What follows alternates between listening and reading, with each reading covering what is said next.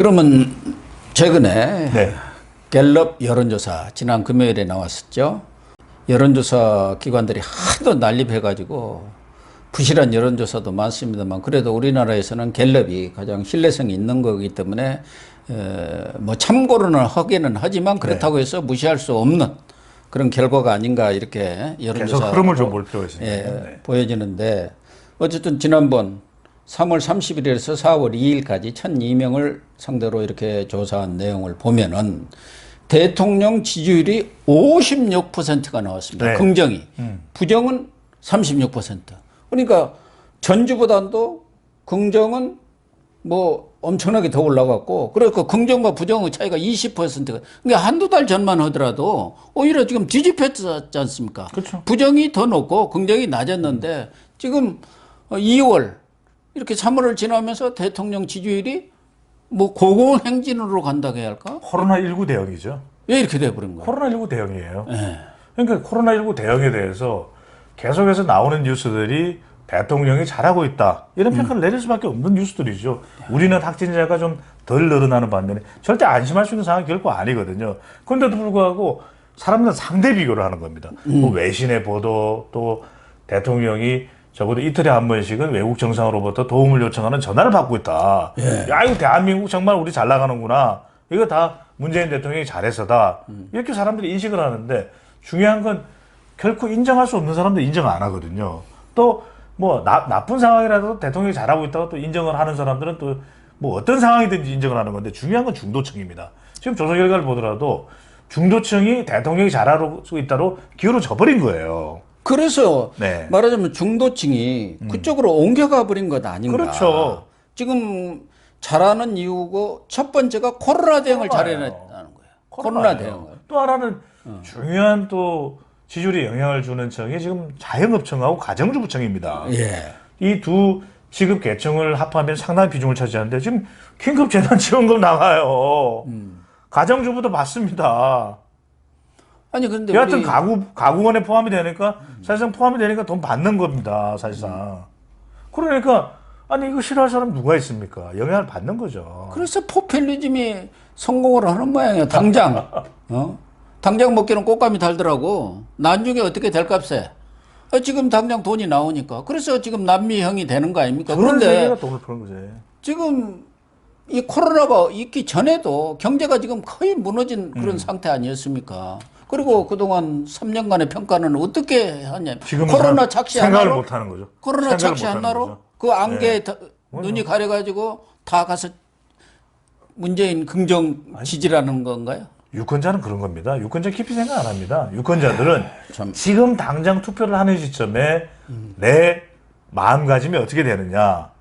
그러니까 지금 대통령 개우 아주 적극적으로 뭔가를 하고 있으니까 대통령이 잘하나 보다. 그래서 사람들은 생각을 하는 거죠. 그 코로나 대응 잘했다는 거고 네. 그다음에 최선을 다하고 있다. 그런 것이 이제 지금 긍정 이유 중에 아주 1, 2번을 차지하고 3년의 평가를 생각 안 한다니까요. 사람들은. 지금 나오는 뉴스를 보면 뉴스에서 계속 잘한다는 뉴스가 나오니까 그 뉴스를 보죠. 인터넷을 보죠. N번방에 대해서도 체결을. 그래서 사람들은 모든 관심이 코로나와 N번방에 가 있는데 대통령이 등장해서 다 체결하라. 다 돈을 풀어라. 근데 그게 결코 망하는 사람이 없도록 하라. 이러니까. 우리 국민들이 상당히 현명한데 그런 쇼에만 늘 그렇게 현혹이 될까요? 나는 선거판에 진짜 본격적으로 투표소에 들어가면은 냉정하게 저는 투표를 하지 않나 그렇게 봅니다. 지금까지 선거 결과를 보면은 우리 국민들이 얼마나 현명했다는 걸 늘 보여줬어요. 늘 보여줬다고. 지금 나온 여론조사상에는 그때그때 반영이 나오는 거지만 네.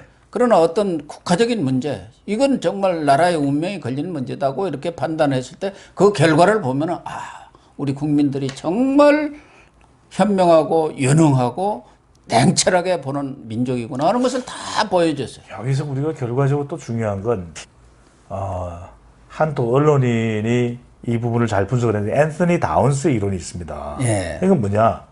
그러니까 그런 대통령의 3년 평가에 대한 부분들을 유권자들이 생각하려면 지금의 대통령과 반대 또 대통령을 견제할 수 있는 세력이 있어야 되는 거예요.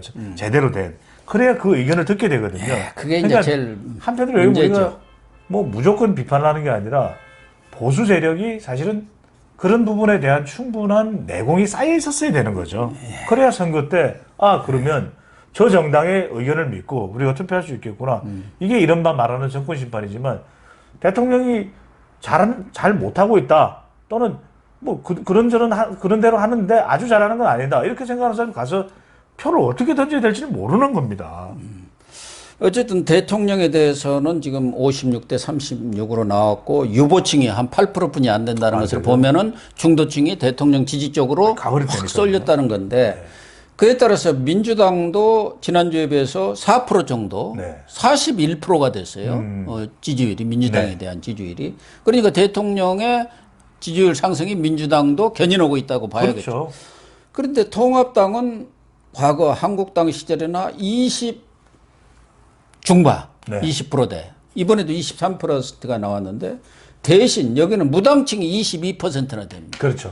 그러니까 대통령에 대한 지지와 정당에 대한 지지에서 상당한 갭이 있다고 봐야죠. 22%라는 무당층이 있으니까 그렇죠. 이게 어디로 옮기느냐에 따라서 완전히 선거판이 달라질 수가 있죠. 바로 그 점입니다. 그래서 저도 이게 샤이 보수의 투표가 상당히 중요한데 이 샤이 보수가 움직일 때는 사실 제일 중요한 거는 두 가지예요.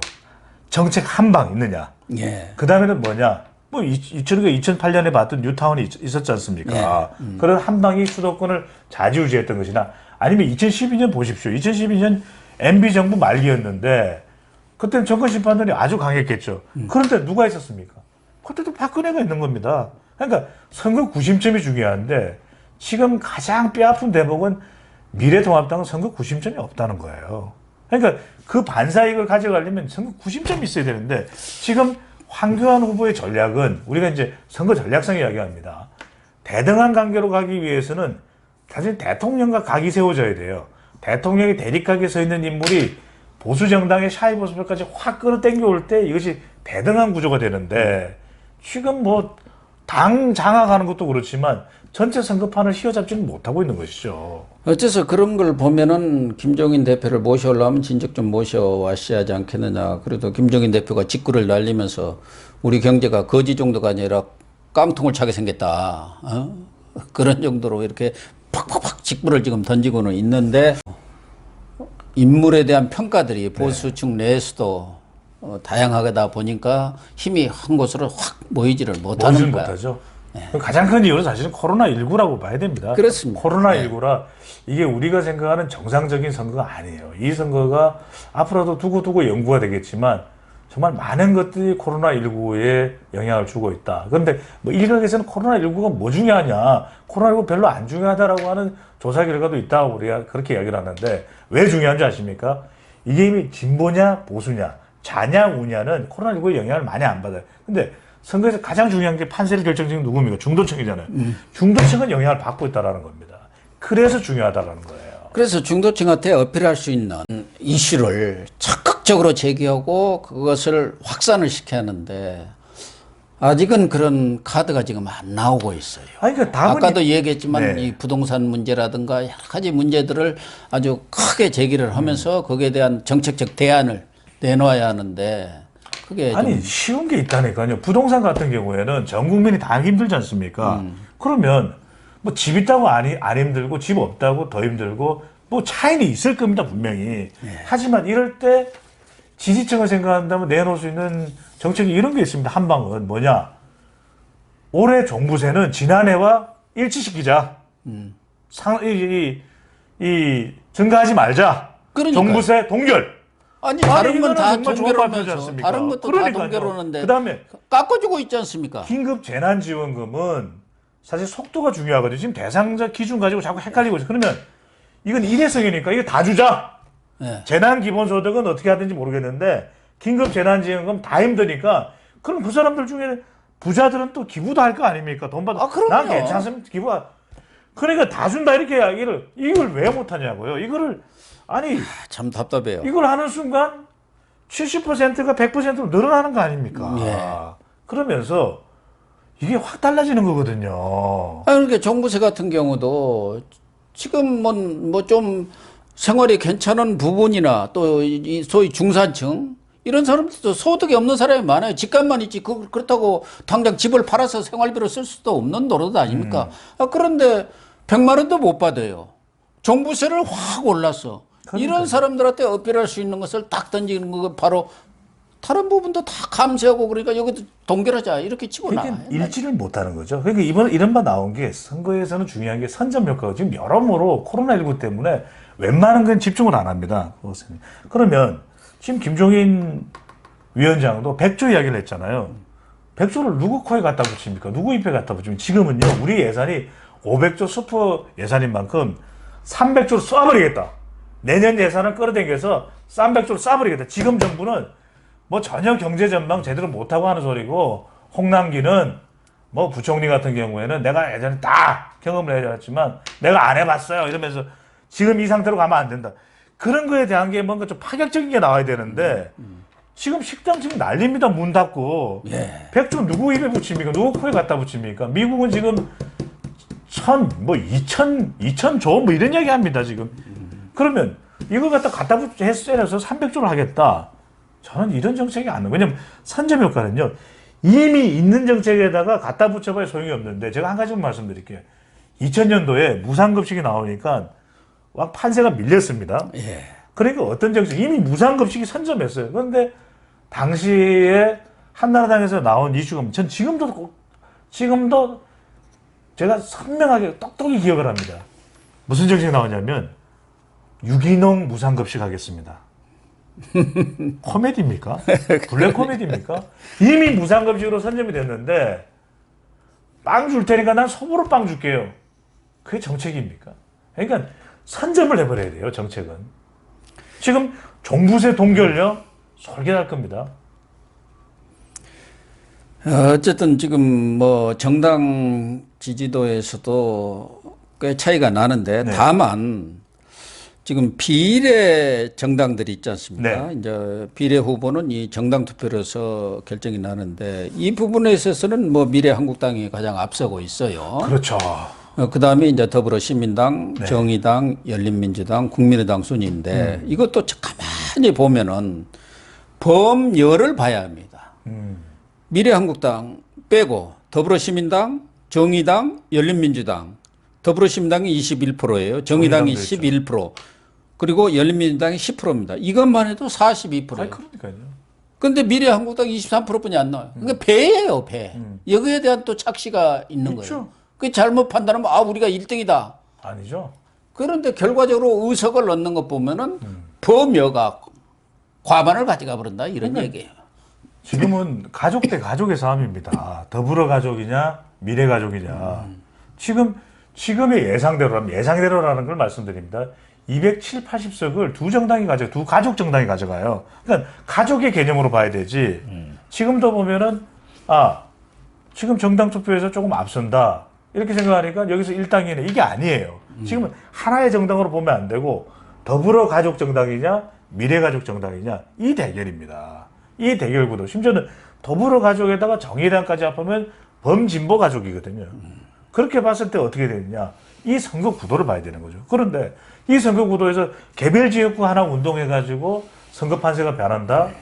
그렇지 않다라는 겁니다. 더불어민주당 보십시오. 더불어민주당이 결과적으로는 지금 서로가 뭐 사태질을 하고 꼼수라고 서로가 이야기를 하지만 결국에는 한 가족이거든요. 그럼요. 나중에 한 가족이에요. 국회에서 투표하고 할 때는 다 자기들끼리 그러니까요. 합해서 하고, 경우에 따라서는 뭐 연대도 하고 뭐 통합도 할 수 있는 거 아닙니까? 당대당 통합. 그래서 지금 고영진 박사와 제가 계속해서 강조하는 거는, 선거는요 구도기 때문에 공중전이 없으면요 이게 개별 지역구에서 아무리 뛰어봐야 생고생을 합니다.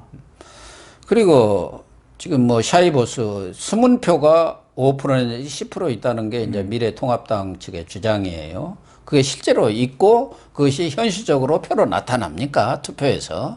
실제로 나타나죠. 실제로도 그 샤이 보수들이 나와서 어떤 표를 던지느냐. 그러니까 이 샤이 보수들은 적어도 나와서 지역구 투표도 하고 정당 투표도 합니다. 왜냐하면 대체적으로 연령대가 높고 보수 성향이기도 한 사람들이 상당수 있다라는 거거든요. 그렇다면 중요한 게 과연 투표소에 와야 돼요, 이 사람들이.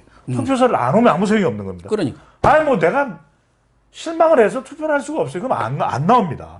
그런데 대통령에 대해서는 굉장히 반감이 많은 정서가 있는 이 무당층 내에서도 샤이 보수가 투표소로 나오게 하기 위해서는 사실 가장 중요한 것은 뭔가 한 방이거든요. 예.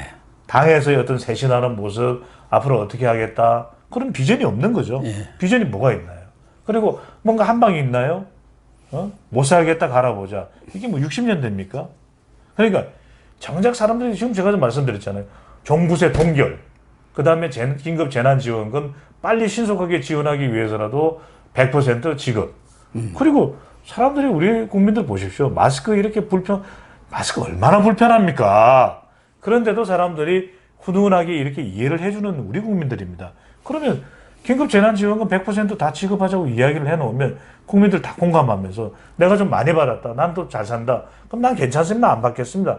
그럼 기부금이 되는 거예요, 그거는. 그래서 앞서 이야기한 대로 지금 중요한 것은 투표율이 되게 했어요. 그런데 지금 선관위에서 얼마 전에 조사한 내용은 72.7%가 반드시 이번 선거에서 투표를 하겠다. 네. 이렇게 나왔고 가능하면 투표할 것이다가 20.9%예요. 그러면 10명 중에 9명은 투표 의향이 있는 건데 지금 보면은 60대 이상 이런 분들은 아무래도 이번 선거에 코로나 그거 좀 찜찜하네. 불안하겠죠. 아무래도. 예, 그래서 투표소에 가려고 60대 그래도. 또 20대 여기도 지금 보수층 지지가 많아요. 네. 근데 이 친구들도 20대도 이번에 이제 고3도 투표에 이제 참여하는 사람들이 한 50만 된다는 건데 이 사람들도 경우에 따라서는 투표일에 좀 아무래도 놀러 가는 그런 경향이 나이 든 사람보다는 많을 거 아닙니까? 그래서 그렇죠.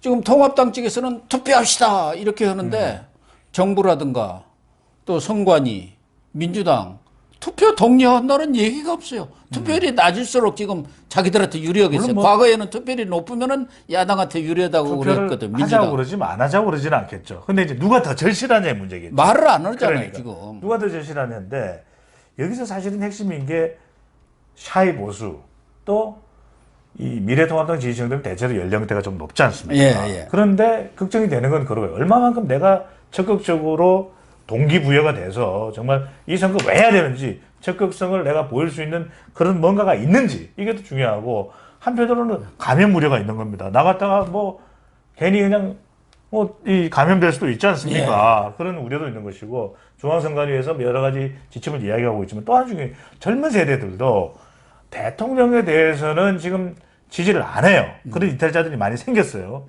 이 남자, 이 여자. 그런데 이들이 미래통합당의 후보를 지지하기 위해서 투표소에 가는 건 또 별개의 문제인 거예요. 그러니까. 뭐 내가 더불어민주당 후보도 안 찍겠고 하지만 뭐 또 그렇다고 해서 미래통합당 후보를 또 이 코로나19 국면에서 내가 굳이 찍어 이러면서 20대들의 표심을 어떻게 확보하느냐도 중요한 겁니다. 그래서 어느 이번에는 정당이든지. 정말 투표소로 가서 자기 주권을 행사하는 거 이게 정말 중요해진 것 같아요. 만 18세. 여기서 중요한 거는 72.7%라는 것이 선관위에서 투표 반드시 하겠다는 건데 그래도 예전에- 나중에 보면은 50대 중반뿐이 안 그걸 제가 나옵니다. 설명드릴게요. 실제로. 이게 일종의 우리가 사회적 바람직 현상입니다. 지금 전화가 와서 면접에 전화하는데 투표하실까요? 아니 우리 고순배 같은 분께서 그 전화 받았을 때 난 안 해요 이렇게 하실 분이 아닙니다. 난 대한민국 국민으로서 투표는 반드시 합니다. 이런 분들이 많단 말이에요. 대부분 그렇죠. 그러고 그래서- 가는 것도 그렇고 또 별개예요. 그렇죠. 이게 이제 사회적 바람직 현상이라고 해서 보통의 이건 뭐 제 개인적인 추정과 분석입니다. 보통 여기서 20 내지 25%를 빼면 돼요. 아, 그렇군요. 빼면 실제 투표율과 비슷해집니다. 그러니까 60대 초반 나온다는 거예요. 아니죠. 50대 초반. 아, 50대. 50대 초반. 지난번에도 지금 지난번에 투표율이 56% 예, 나왔어요. 56%가 그래서- 오히려 좀 낮아질 네네. 거라고 보는 거죠. 지방선거까지는 이제 계속 높아왔는데 역대 같은 성격의 선거와 비교를 해서 이번의 경우에는 여러 가지 이런 투표율이 낮아지지 않겠냐는 우려할 수 있는 상황이 있습니다. 그럼에도 불구하고 사실 투표해야 됩니다. 해야죠. 다 가서 해야 돼요. 그러니까 호주 같은 데는 벌금 때립니다. 우리도 다 같이 가서 투표는 반드시 하고 자기 볼일을 보시도록 하고 뭐 마스크 철저하게 쓰고 가서 좀 거리 유지해서 여유 있게 또 시간대를 좀 달리해서 가서 다들 투표를 하시면 되고 정 불안하시면요 좀 여유 있을 때 사전 투표를 하시면 되는 거니까 마스크 딱 끼고 가시면 돼요. 아, 글쎄, 안철수 국민의당 대표가 그 말은 잘했더라고요. 그 투표소마다 마스크를 이런데 좀 다 맞아. 갖다 놓고 선거- 500억 정도면 충분하다. 그러니까 선거 지원금 이게 예. 거대 정당들이 받을 게 아니라 마스크 가뜩이나 지금 구하기 사실은 좀 나아지긴 했지만 그렇다고 해서 넉넉한 건 아니에요.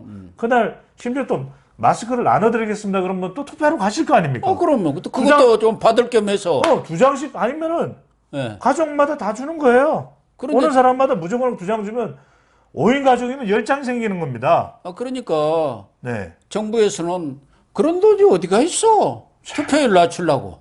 이 그건 정부까지도 아니죠. 지금 그래서는 안 되죠.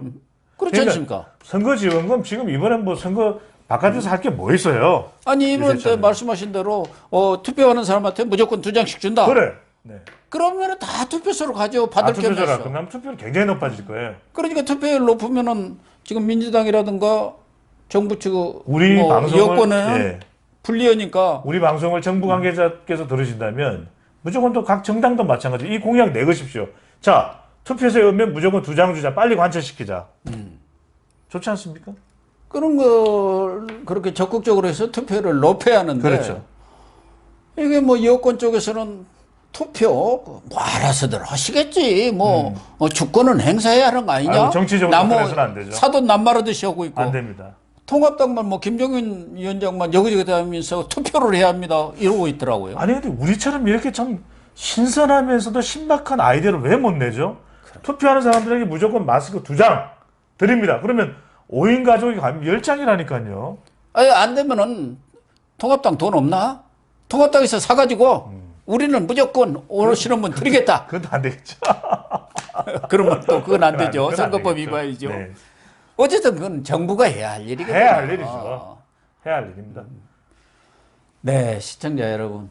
이제 선거가 얼마 남지 않았습니다. 여러 가지 상황으로 봐서는 지금 통합당한테 그렇게 유리한 여건이 조성되고 있지는 않습니다. 좀 아쉬운 부분도 많이 있고요. 그럼에도 불구하고 가장 중요한 것은 투표장에 나가서 자기의 주권을 행사하는 것입니다. 그래서 모든 유권자, 우리 시청자들은 반드시 투표를 해 주십사 하는 부탁을 드리면서 오늘 방송 마치도록 하겠습니다. 시청해 주셔서 감사합니다.